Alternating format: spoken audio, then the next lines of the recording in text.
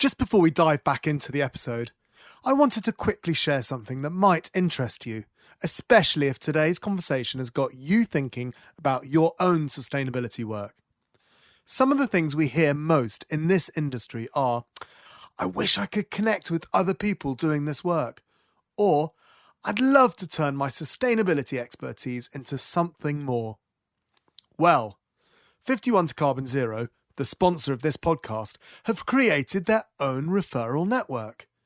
And it does exactly that. This isn't about selling you something, it's actually about helping you make money while building the sustainability community we all need. So here's what's in it for you. First, you get to join a genuine community of sustainability experts who share knowledge, refer work to each other, and solve problems together. So, no more working in isolation. Secondly, there's real money involved. There's 10% plus commission on software referrals. We're talking about projects that go from 30 grand up to 100 grand. Plus, you'll be able to boost your presence by taking part in our fireside chats.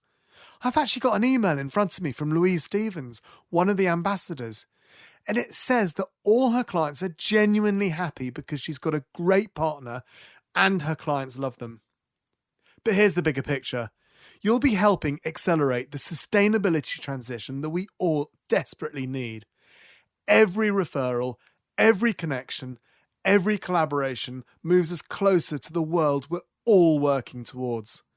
If this resonates with you and you want to earn some extra income, click the link in our show notes to become a 51 to Carbon Zero ambassador. Okay, back to the show.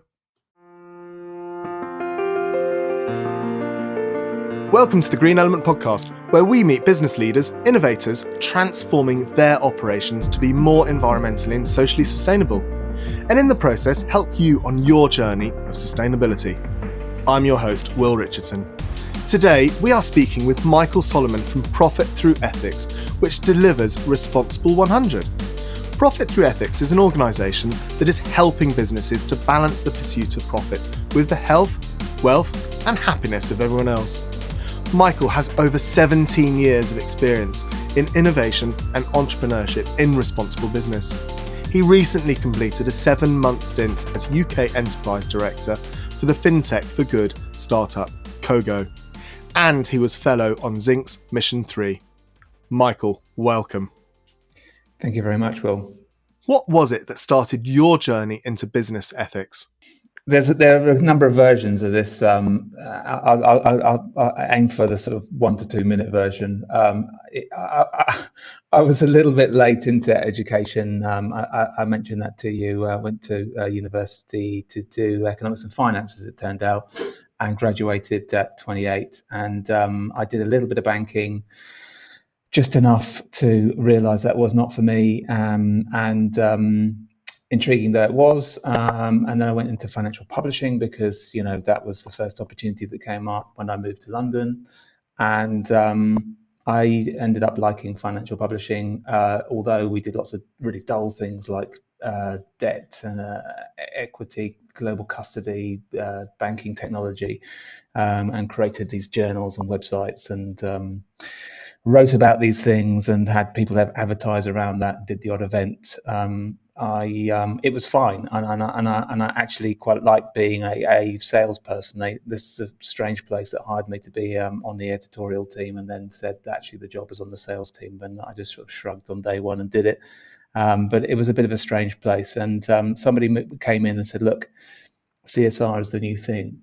We need to create a journal for CSR."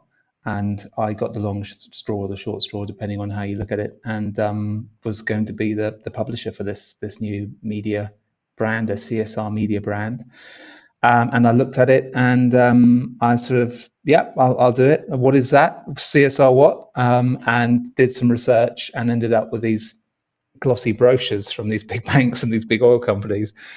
And I scratched my head. I just thought, maybe I've missed something. Is there some sort of joke that they're playing on me, or business is playing on me, or these businesses are playing on everyone else?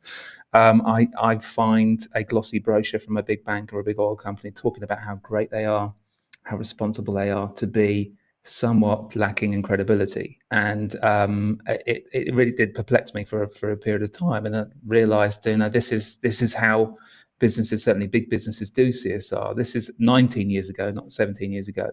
And what I proposed to my bosses was that we couldn't help these companies to do this. I really was not interested in that whatsoever, but I was intrigued by the idea of credible CSR and creating a credible CSR media brand where the businesses had to prove that this is not some sort of exercise in greenwash. We didn't have the term or use the term greenwash 19 years ago. I think that's sort of 10 or 12 years old, that term. At the time, we knew what it was, and let's not do that. Let's have a credible space for businesses that want to do this in a way that they are seeking to be trusted. They're not seeking to sell us some green credential that's rather dubious. They're going to be serious about what they're communicating. And the business, the financial publishing company that I worked for, never really got that. And at the time, I thought, I don't have any sort of commitments that prevent me from doing this. I really like this idea. I'm going to quit this job and I'm going to pursue this myself. And I'll give it a year or so, and I will see where we get to. And 19 years later, we are, essentially consultants that have worked with hundreds and hundreds of businesses and worked with NGOs and campaign groups, with this pretension of being entrepreneurs and creating some means of productizing what we do, so we can look after hundreds or thousands of businesses rather than 10 or 20 or so that we work with on a one-to-one client basis. The process that we go through is something that has always appeared to be replicable and therefore scalable. And so we've worked with businesses, we've pushed them to do real CSR, meaningful CSR, and we've always looked at how to do this at a greater scale than that of a consultancy. And have you found over the years that the conversations have changed? I.e., when you're looking at CSR in an organization, looking at supply chain and looking at the details of the supply chain, have you noticed that the language from your clients has changed? I think the challenges are the same. More businesses are talking about CSR, sustainability, impact, purpose, and more parts of the business, more functions within the business are aware that this is probably important and we should be doing something.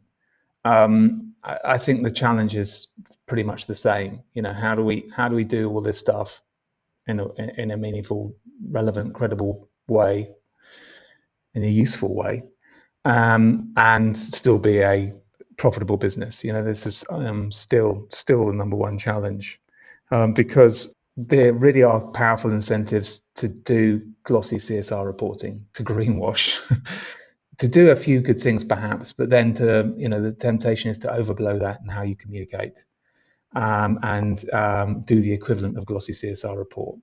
And people have been bombarded with these messages about how great businesses are forever. Ever since businesses started advertising and talking about how great they were. And people have always been a little bit dubious about that. Somebody that's trying to sell me something is talking about how great it is. We need to take that with a pinch of salt. When businesses talking about social, environmental, or ethical, you need to take it with an even bigger pinch of salt. And I think this is one of the big challenges, is overcoming those powerful drivers and incentives to greenwash, to overstate what you do, and to put your effort and resources into the perception, winning the battle or the war in perception. Get people to think we're responsible. That's more important than actually operating in a responsible way. So those challenges persist now, as they have done over the last 19 years, as far as I can tell. It's interesting you say that. We had a company on the podcast a couple of weeks ago that sell, washing up liquid and dishwasher detergent, etc. And one of the questions I asked them was, because he was saying that there's no real difference between them and Ecova, and I was saying, why is it that you don't shout about your sustainability credentials? And interestingly, he said something very similar to what you've just said. it's much better at concentrating on how we can actually better the ingredients and put the money into the, making the product rather than shouting about how. And he said, if you actually look at the ingredients between a organization that says that they are really, really green and one that doesn't, there's actually not much difference in the ingredients. I'd be interested to find out what his strategy is to compete and with his superior product. Because you have to communicate that somehow and to differentiate. If that's a better choice from an environmental perspective than Ecover, then I'd like to buy that, not Ecover. But how do I find out about it? So, it's really difficult. It's really difficult. As I said, these drivers and these incentives are such that most businesses want to talk about it, especially if the NGOs and Extinction Rebellion and Greta Thunberg et al. Are putting increasing pressure on everyone to explain where they stand vis-a-vis the environment. We need to do something. We need to say something. What we've observed is that lots and lots of businesses will be selective about their overall impact. They may want to talk about circular economy, or they may want to talk about diversity in the workplace. They may want to talk about human rights and supply chain, and these are all incredibly important issues. But it doesn't mean to say that there's nothing to talk about when it comes to, for example, the culture of the organization, or the engagement of the employees, or tax. Tax is an incredibly... I met the founders of the Tax Justice Network when they were getting going 14, 15 years ago. These incredible, heroic people that were the reason that tax as a responsibility issue got onto the front pages of the newspapers, not just the Guardian, but also the Daily Mail and right-wing press, because it's an issue of fairness. And there are plenty of shopkeepers or small business owners across the land that are, angry. These huge giants can book profits overseas and get away with paying no tax in the country where they heavily using the infrastructure and skilled workforce, etc. Tax is a really, really important issue. And John Christensen was making these points at a conference when I met him 14, 15 years ago, and he was right. And that's become an incredibly important issue. And now President Biden's talking about taxation. So in a way which is quite interesting, to set sort of international rules.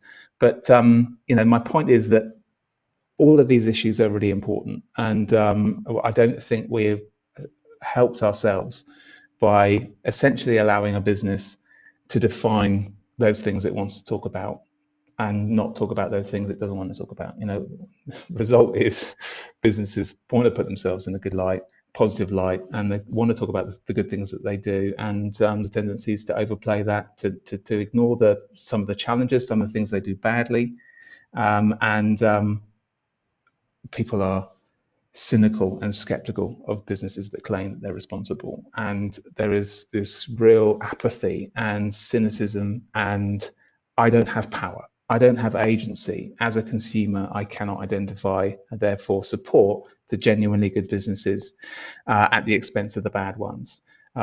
So those businesses, that the one you've suggested, that's better than Ecover, how do we identify and support and reward it and give it incentives to go further and further with these better and better formulas for its product? I guess the pure virtue that they were on our podcast kind of says that they're obviously recognizing what you've just said. They wouldn't have been, because they asked to come on it.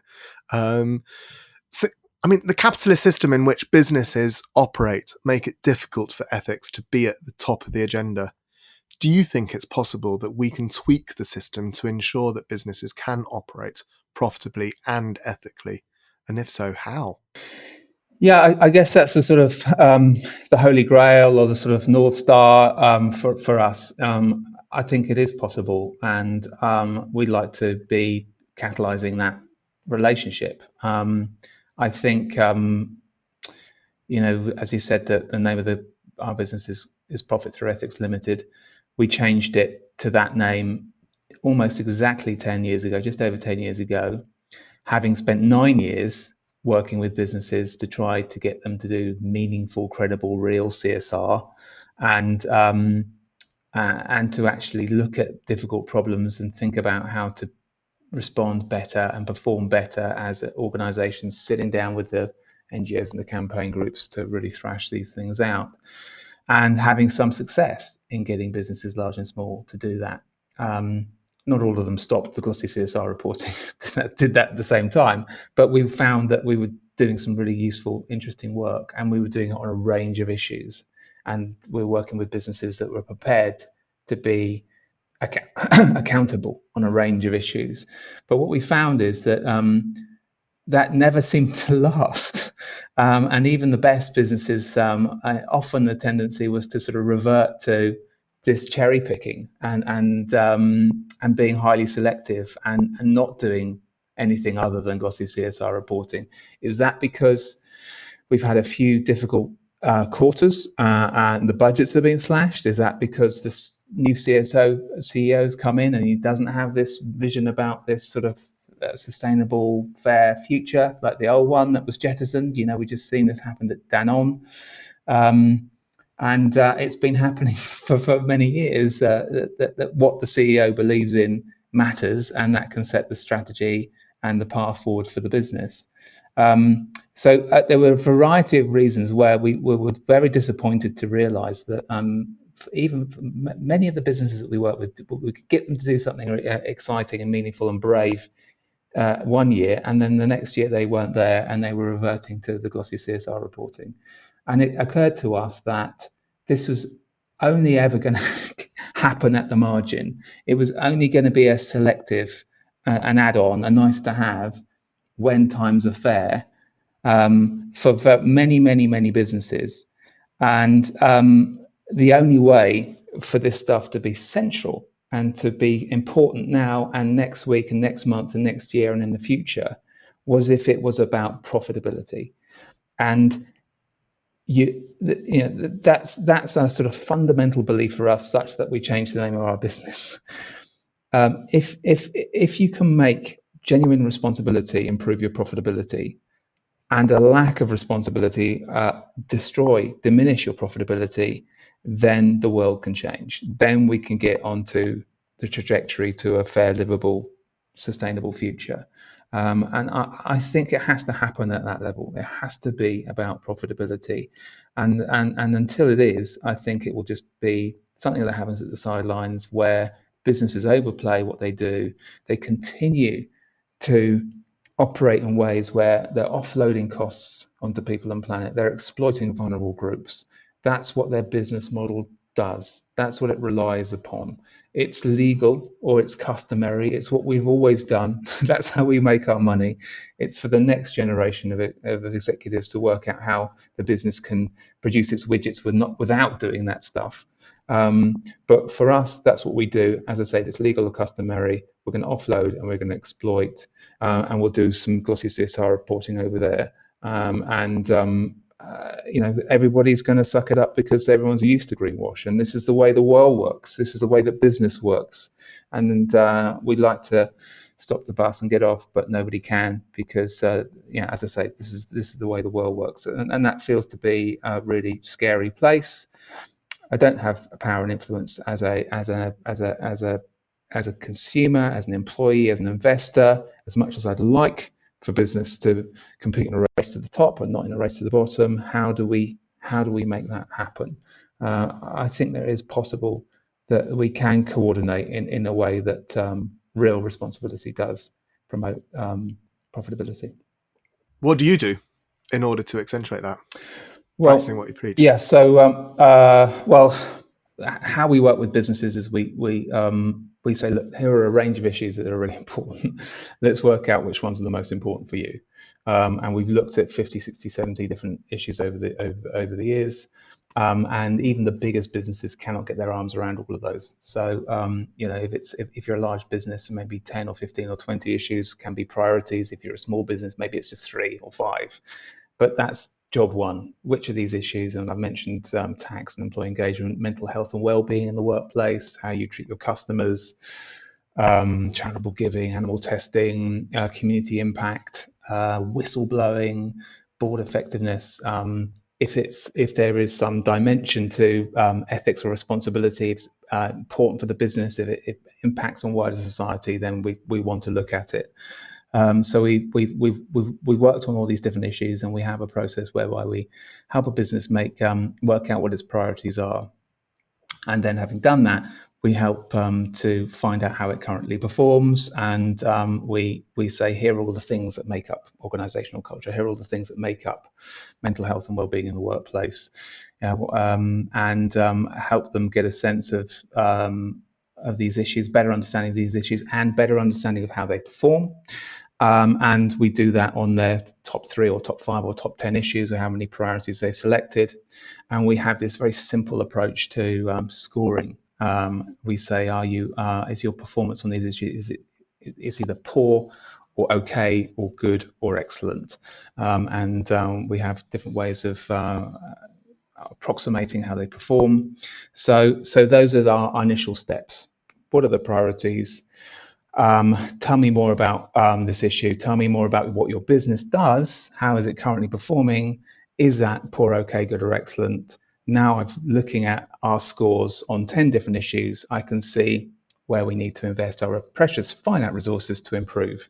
If you're poor on an issue, on a priority issue, that is where you need to invest your resources to improve. Pursue good and excellent in due course, well and good, but don't be poor on critical issues.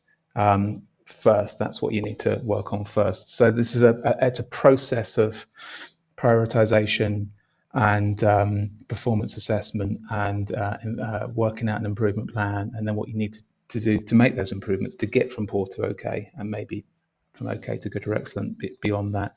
And for the next year, we'll look at another 5 or 10 issues, or we'll eradicate poor across all our priorities, and then we'll work out where we can be good or excellent. Sometimes improvements are pretty straightforward. There's no real risk, there's no great cost. Did you know you can do X, Y, and Z? This is what another business that we work with has done, and it's gone from poor to good pretty quickly. Sometimes those improvements can be made easily. Sometimes not. Sometimes businesses are persisting with poor performance on a critical issue because they don't know how to not do that and still get their particular widget out the door at the right price and quality. Many businesses are using SDGs as a driver for what we're talking about now. In your opinion, is that the correct approach? That's a framework. We have a framework. B Corporation have a framework. They have a survey. Donut Economics is a framework, and I think obviously there are rationales for using a framework. Pick the one that's best for your business. Pick one that's going to help you actually improve on these critical things, and ideally, where those improvements can benefit your business commercially and financially. I think that's a critical bit here, and one we don't shy away from, and I think one what sort of distinguishes us somewhat. Do it because it's the right thing to do, and do it because it's going to be best for your business. So as I say, that's a framework. We've looked closely at the SDGs. 17 goals, 169 targets within those 17 goals. And what we discovered was, and trying to map those to the 50, 60 different issues that we looked at over the years, is there a clear mapping? Is there a clear relationship with our list of 50, 60 different things and what's in those 17 goals? And we found that there wasn't very easy to link the two.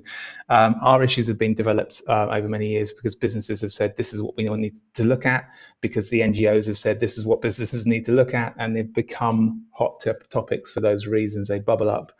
We need to do something on modern slavery because, the government's just passed a law to force us to create modern slavery statements, and so that's where we've been sort of demand-led in terms of the issues that we've looked at from both the businesses and the NGOs.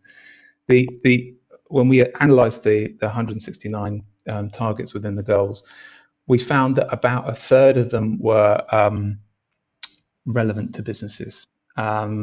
We found about another third could be relevant to businesses depending on what sector those businesses operated in, and the remaining third were very much about government policy, and not something that businesses could impact particularly well. That said, I know lots and lots of businesses are looking at those 17 goals and thinking about which ones are most relevant to them and doing useful things. But they're also, I fear that many businesses that are not doing that in a very joined up way, and perhaps using it as a framework for greenwashing, as opposed to a framework for improving their operations. You've got a very amazing list of clients that's from Burberry, Nationwide, Grant Thornton, Linklaters, The Guardian, amongst others. They're all large companies. Is that a barrier? If you're a smaller organization, can you use your framework? Yeah, we in many respects sort of prefer the smaller organisations at the moment. We've had a really weird few years where things have not gone particularly well for us. As I said, we've always been looking to create this product, and in 2015 we set out to build a platform to enable us to do all the work that we've been doing with businesses in a sort of structured, automatable way. And that didn't really work, and in fact failed slowly over a number of years, and ended up in legal dispute with the web developers, and we never delivered on our promises to businesses. So that's caused a lot of problems, and there's been a few years of hiatus in many respects, and when we've come back recently to think about how we would put this all together in a way, in a better way, if we were going to do that again, and we pretty much decided that we will, because there certainly seems to be the need there to help businesses to do this better and to benefit themselves as a result. So those businesses that you mentioned were all guests of our clients. They all participated in roundtable meetings, and that was something that, as our digital product didn't materialize, we did more and more of, and we ended up doing 57 of these roundtable meetings in the boardrooms of the biggest businesses in the UK and anywhere really. Those were our clients, and they invited in those businesses that you mentioned and many others to participate in the roundtable, to participate in the workshop. And some of the clients that we had looked at a range of different issues, dozens of different issues, and assessed themselves against this sort of co-created scorecard of poor, okay, good, excellent. And we did tax transparency a number of times. We did modern slavery a number of times. We did diversity and employee engagement and mental health and work-life balance and living wage and charitable giving, and dozens of different things we looked at in this environment. What it occurred to many participants representing big businesses and small businesses that this is a worthwhile way of understanding this particular issue. And as the head of tax, we had the global head of tax from the biggest corporations that there are and from big banks come and sit around the table with the as I mentioned, the Tax Justice Network and the people that they inspired and led in many respects, the tax campaigners from Oxfam and Christian Aid and Action Aid, all sitting around the same table discussing tax and the poor, okay, good, and excellent of tax, and they benefited. I think that the two sides had much more respect and time for each other than they ever imagined they would do, and we did some useful work in thinking about poor, okay, good, and excellent. What was possible for a business operating in a competitive landscape where there are pressures to compete in a race to the bottom rather than the race to the top? How can we, as NGOs and campaigners, encourage and enable the businesses to perform better? And a lot of those businesses realized that that was good and useful work. A little bit scary, but it all worked out just fine. And perhaps the head of function, the head of procurement, for example, might come along next time and participate in the roundtable when we're looking at human rights and supply chain. And other heads of functions from these enormous organizations could benefit as and when we looked at different issues. But we never quite worked out how to persuade lots of large companies to sign up as clients rather than just dip their toe in the water on on the issues that suited them at the time or suited the senior executive at the time. So packaging up what we did was challenging, and we didn't want to be just an events company and just do the roundtables. We wanted to help the business do work.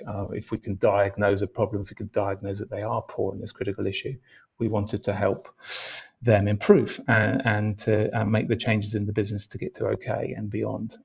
So there was this various different functions that we fulfilled to various different standards as we didn't quite get this digital product to market.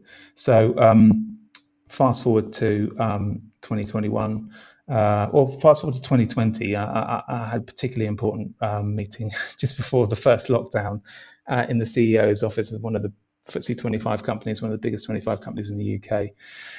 And I took somebody from Extinction Rebellion, and that person's no longer with Extinction Rebellion because they've become increasingly militant and in some respects nihilistic and don't want to work with businesses anymore. And this person was very much a business guy and a brand person, a brand strategist who has done lots of great work and continues to do so, but not with Extinction Rebellion anymore.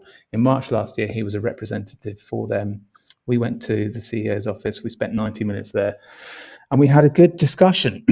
And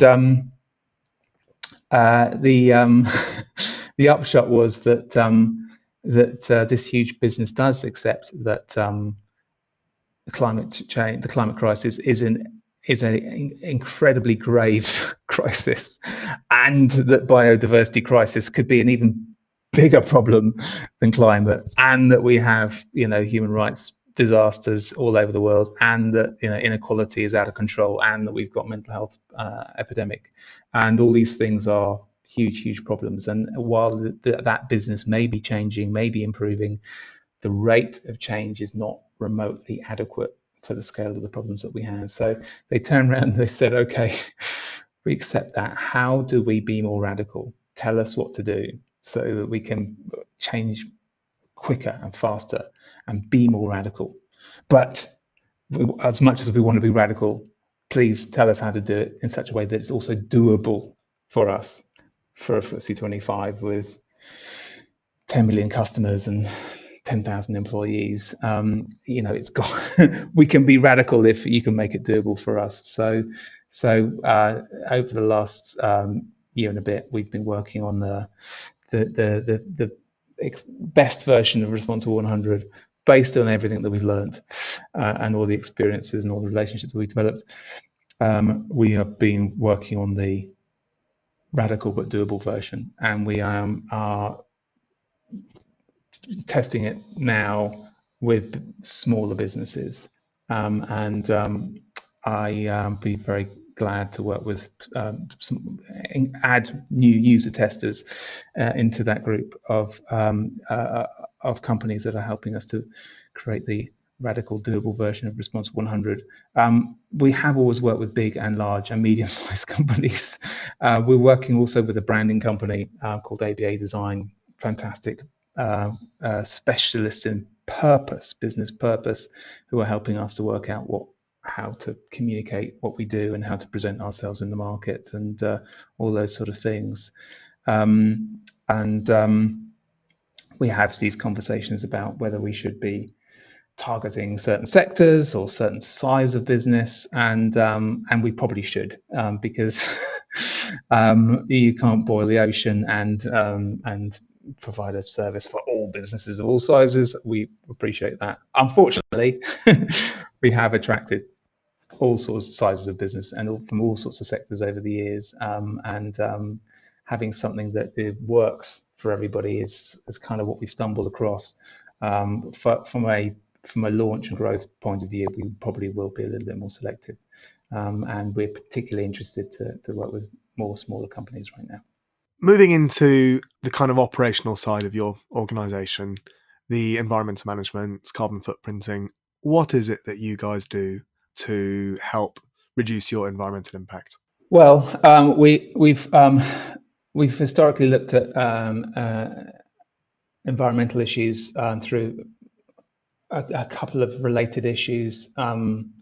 obviously, emissions, greening the supply chain is something else we've looked at. Circular economy, transition to a low carbon economy was something that a lot of big businesses wanted to explore and their part in the transition. Critical and endangered species and habitats. We've looked at 8 or 9 different environmental issues. As I mentioned, as we were discussing with this large company last year, biodiversity may be an increasingly important critical issue alongside climate. So what we want to do is make sure we're covering all the things that matter, and that we're working with NGOs and campaigners and think tanks and academics and government and people who are passionate about these, the best experts that tend to be very passionate about their subject, so that we can help businesses explore them. We don't have all the expertise. We're sort of jack of all trade. We know a little bit about all these different topics, and we rely on experts. Hence my interest in what you guys are doing and your how-to guides and your best practice guides, because that's probably the good and the excellent for these issues. It's easy to identify poor. Okay tends to be, we know this is an important issue and we're doing some good things, even though we're still doing some bad things. Good tends to be we're mostly doing good things and we've mostly eradicated the bad things, and excellent tends to be we're sort of net positive, we're an exemplar on this, we're doing really well. So our job is really mapping the issue, mapping the players and the experts, and helping businesses to explore these things if they're priority issues for them, to explore and find out how they perform and to improve their performance if they're performing poorly on something that's critical. So that's what we do in and around the environment ourselves. We're a handful of people using laptops, and our impact is low. We are supporters of business declares. We will footprint our organisation. We will set a target for getting zero, net zero or real zero, and you and I will debate that again, I'm sure. But what we do as an organisation, our impact is very slim. Our opportunity here is to help businesses to navigate this stuff, work out which of these environmental issues are critical to them, work out how they perform, work out how to improve if they need to be improving. Okay. And finally, is there any advice or learning that you'd like to share with anyone listening to this podcast? One piece of advice that you could give? Oh, put me on the spot there, Will. Yeah, I think I take you back to some of those sort of North Star thoughts or philosophies or beliefs that we have. Your job as a business is to get your product or service out the door at the right price and quality, at the right time and place, ahead of your competition. And that's hard, it's always been hard, and it will always be hard to do that. And doing that and having the best possible social, environmental, ethical performance at the same time is harder still. I think my advice would be to, one of the things that we suggest is that you spend 98% of your time and effort and bandwidth and resource on getting your product and service out the door at the right price and quality, and invest 2% of your bandwidth and resource into doing this stuff as well as you possibly can. We suggested that would be the optimal balance. And if you'll invest that 2% with us, we'll help you deploy that in the most efficient and effective and rational way. But don't lose sight that the best businesses are here today and here tomorrow. I think that's really good advice, really pragmatic, and a really sensible approach, and resonates very much with me, as I'm shouted at by the marketing team quite regularly. Why aren't we shouting about this? Well, let's just do it. People will learn from us. People will learn that you've done it. And that's actually more important. Practice what you preach. Michael, thank you so much for joining us today. It's been my absolute pleasure. Thanks very much for having me and for your great questions. And thanks for listening to the Sustainable Business Podcast. If you enjoyed today's content, why not join our post-podcast discussion in our online community at sustainabilitysolved.org. We will be sharing ideas and collaborating on business ethics with our members. Join now and find a space to collaborate with like-minded professionals, learn more about sustainable business, and inspire others to become more environmental.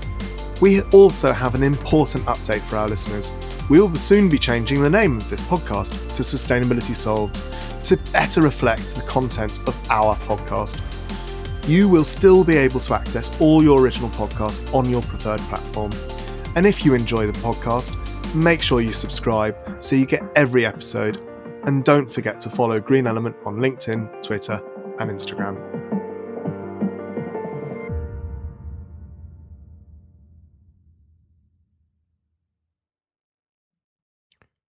So you really enjoy sustainability and want to be a part of the solution?